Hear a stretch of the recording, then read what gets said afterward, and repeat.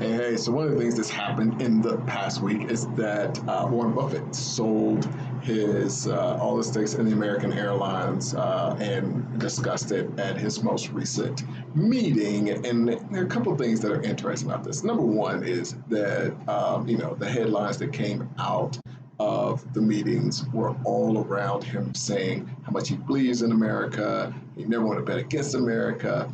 But, with everything, you want to look at their actions and what the person is actually doing, especially when it's about money. What are they actually doing with their money versus what they're saying? Now, the first thing that is interesting is, people really look to Buffett as signals as far as what's going on, what they should do.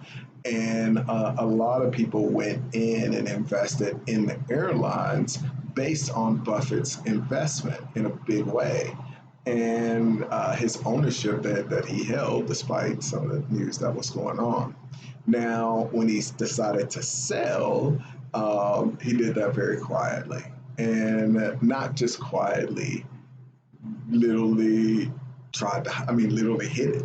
The first thing he did was just sell enough to go under the ownership requirement that basically requires him to say when he's selling and when he's not, and what he's doing in the business, because he owns such a big portion that he has to publicly say when he was going to sell.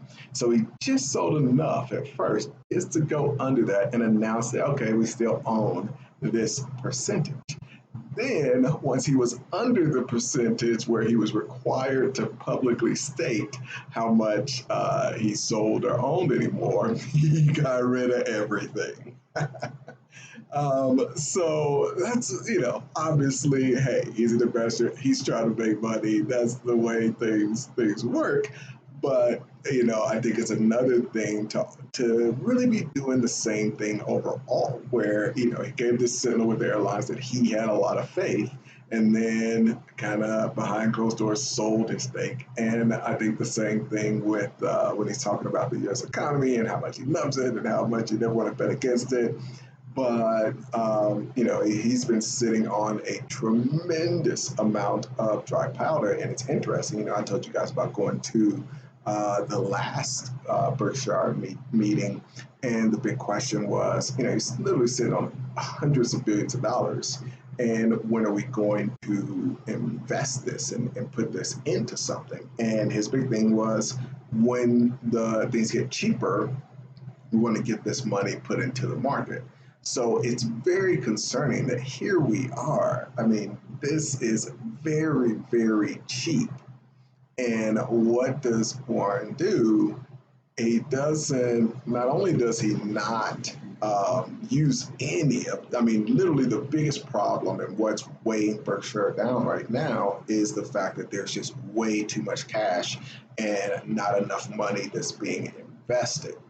And so, at a time when things are their absolute, just the cheapest they've obviously been in over a decade, but just super, super cheap, not only does he not invest those funds, but he actually gets more cash and gets out of the few things that he's actually in that are liquid. So it's very, very interesting to watch what somebody's doing, not just what they're saying. And I think it's a lot more valuable to watch what they're doing. So obviously, he'll be somebody that I continue to watch.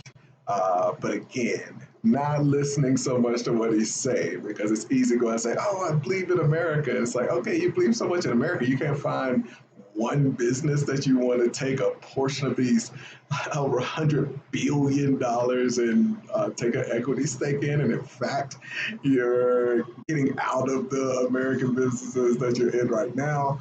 That is something, again, to pay attention to, especially if you're a long-term investor. I do think that there's some neat opportunities. I've done well with some options and some smaller companies that have been going up and down due to some of the things in the market. But as a long-term investor, you just want to pay attention to what really, really smart people are doing, because on the other side of this, there's a ton of money that's being printed right now. And if you're in a situation where you do have a bunch of cash, that cash is over time gonna basically get diluted. It's the same concept of dilution. And I'll bring you guys back to this all the time, but a lot of times we think about the government, we don't realize that it still has financials like you would a company. And the same way that you would have somebody who has a company that issues a bunch of stock, that's like the government issuing a bunch of money. So if you got 100 trillion out there, you print 5 trillion more. You got 10 trillion out there, you print 1 trillion more. In that case, you get a 10%, almost like dilution, but it comes out in inflation. So lots of interesting things happening in the market. I want to call out that Buffett thing. And tell me your thoughts about that in the comments below. Thanks.